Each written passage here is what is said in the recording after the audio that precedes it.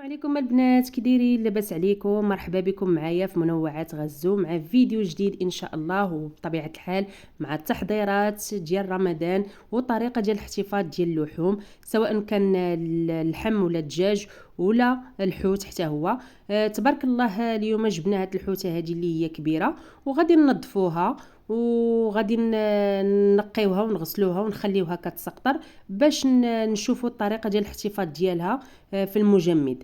غندوزو دابا باش ننظفوا هذا المكان هذا. بطبيعه الحال انا كما كنوريكم دائما خاصني ضروري كنخدم بهاد الخلاده، خصوصا الا كان الحوايج اللي فيهم الزفوريه ولا بحال الدجاج بحال الحوت بحال البيض. المهم ملي كننظف كل شيء كنخدم به.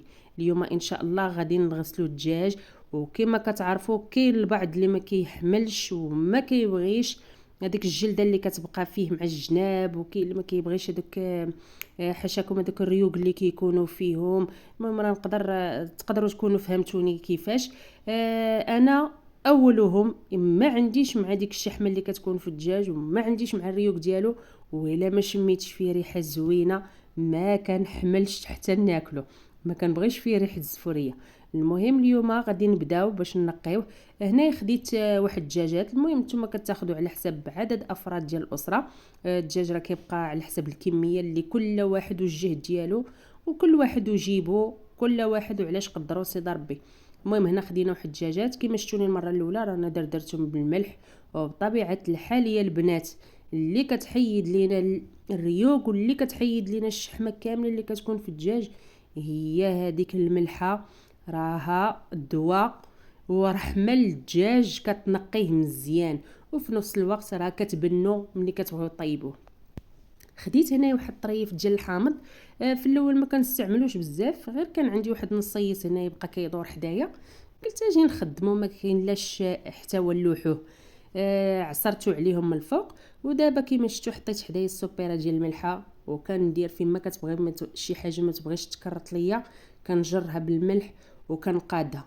والمهم ما تمشيو فين، تبعوا معايا الفيديو حتى الاخير، حيت غادي نوريكم كيفاش غادي تفرقوا العظم، الصدر على العظم ديالو، وكيفاش توجدوه حتى نتوما بالطريقه كيف ما بغيتو.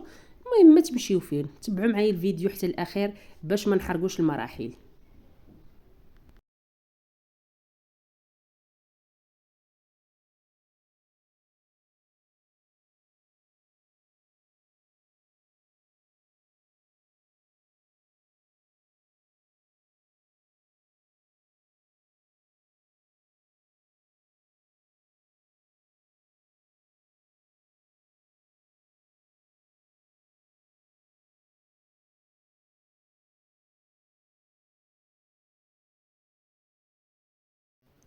هنا من بعد ما حكيتو كامل كما شفتوا معايا بالملح والحامض نقيتو.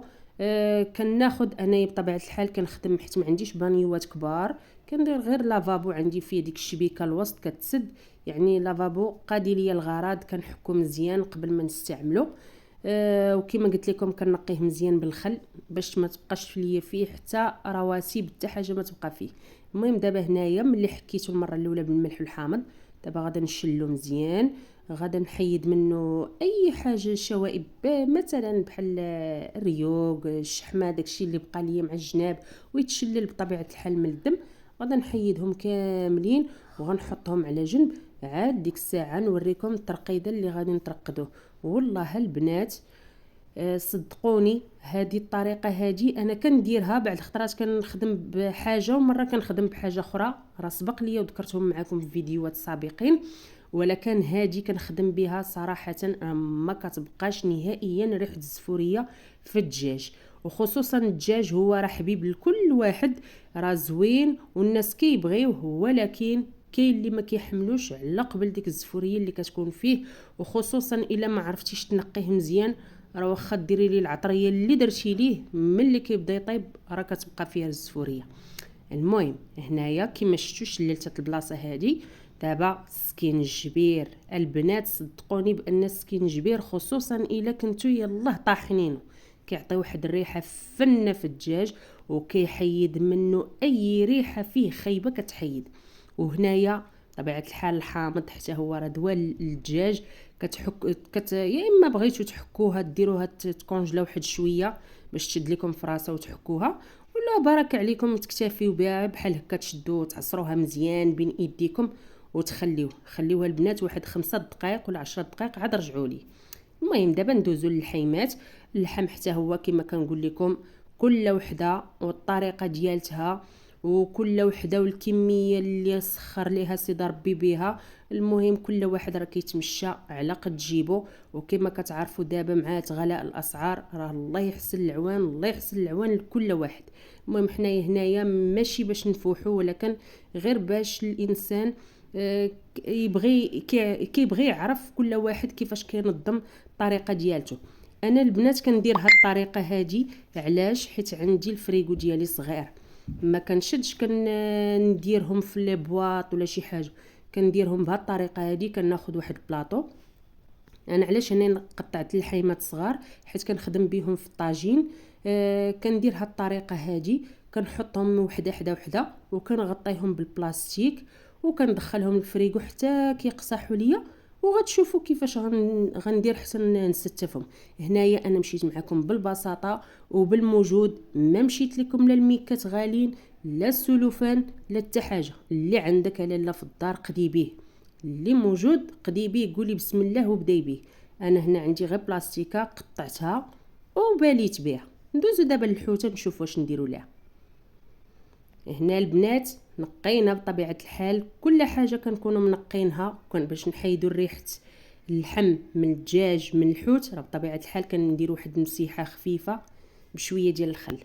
هنايا البنات انا خديت الحوته حيت كما قلت لكم تبارك الله كبيره، ويعني حتى الوليدات عندي ما كياكلوش بزاف، كياكلوا القياس وصافي. المهم حنا هنايا درنا هادشي على قبل الطريقه ديال التنظيم والطريقه كيفاش ندير حتى نحتفظ بكل حاجه.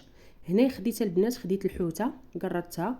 طبيعه الحال الا لقيتو فيها واحد شويه ديال الدم كيكون شويه جامد لداخل، من الاحسن حيدوه، حيت ملي كتخليوه فيها ونهار كتبغيو طيبوها كتعود فيها واحد المذاق كيطلق خايب. هنايا صافي انا غنقطعها مرصوات وغادي ندير ليها نفس الطريقه ديال اللحم. كما قلت لكم انا عندي الفريغو صغير، اللي عندها الفريغو كبير راه تقدر دير كل طرف في بلاستيكه، وديك الساعه هي لها الحريه. ولكن اللي عندها، انا كندوي هنايا مع النساء اللي عندهم فريغو صغير ديال الثلاجه، يعني ما عندهمش اتساع، من الاحسن يديروا هاد الطريقه هادي كتخلي لهم بلاصه كبيره كتبقى لهم في المجمد. المهم كما قلت لكم في الاول وكنعاود نقولها، تبعوا معايا حتى الاخير باش تشوفوا، حيت غادي نوريكم حتى الطريقه ديال التنظيم ديال المجمد من الداخل.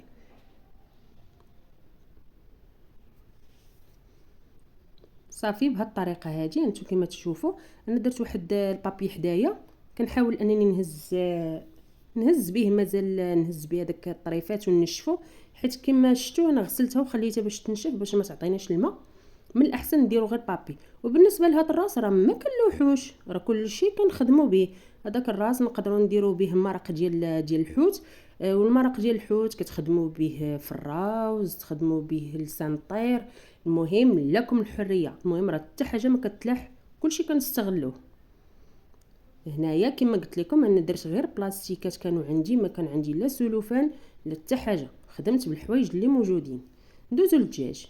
من بعد ما ترقد لينا الدجاج وحيدنا اللحم وحيدنا الحوت ومسحنا البلاصه، دابا غندوزو للدجاج. هانتو كما كتشوفوا فيه راه بيض وكيتنقى مزيان، حتى حاجه ما كتبقى فيه، كل شيء كيتحيد منه وكل شيء كيتصفى منه بهذاك سكينجبير. وداك الحامض اللي قلت لكم راه كيخلي حتى ريحته فنه.